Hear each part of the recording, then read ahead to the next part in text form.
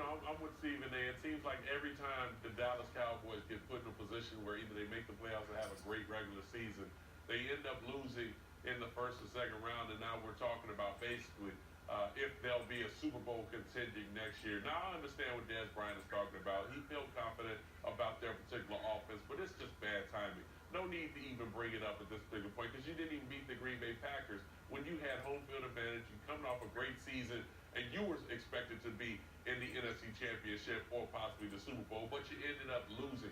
Now you make situations worse by bringing it up as the Super Bowl week is coming about. And I think for Dez Bryant, the thing that you need to focus on, Dez, really is where were you during the regular season? Yeah, you had a great game against the Green Bay Packers, and I had brought up earlier in the season that I thought that they should think about not only trading Tony Romo, but also Dez Bryant. I'm looking at the big picture now because of the young talent that you have on the offensive end with Dak Prescott as your quarterback, Ezekiel Elliott as your running back, with the offensive line that you have.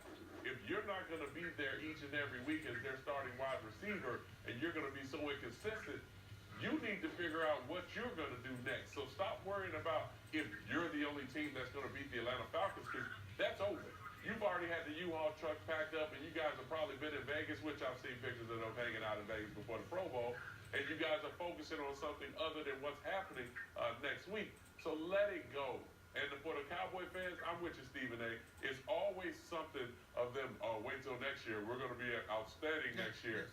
The same thing probably is going to happen next year, and we'll be revisiting this whole situation from somebody else. And the thing that's so disgusting, understand, Max, Donovan, what's so disgusting about them is that it's the timing of everything.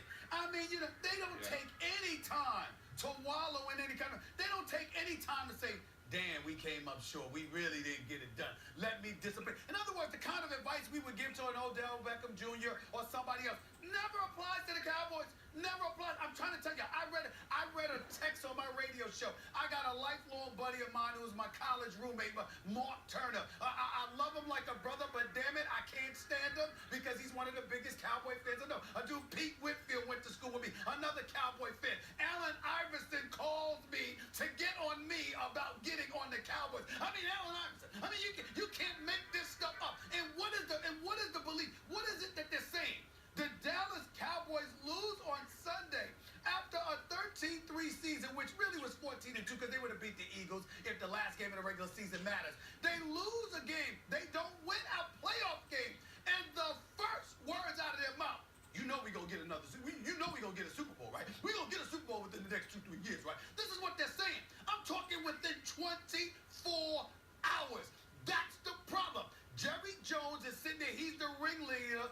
Ringling Brothers, Barnum and Bailey Circus. They went out of business. The Dallas Cowboys should have been out of business, okay? But this dude sits there and he has Cowboy fans, including his own players, like puppets on a string, sitting there bloviating that nonsense. You know, we gonna be all right. Well, watch what we gonna do. It's 21 years since the Dallas Cowboys, 22 years since the Dallas Cowboys have won a Super Bowl. By the way, Max, 5 of the last 7 years, they haven't even had a record better than 500.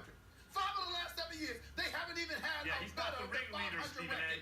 But somehow, some way, they gonna be all right. This is their problem.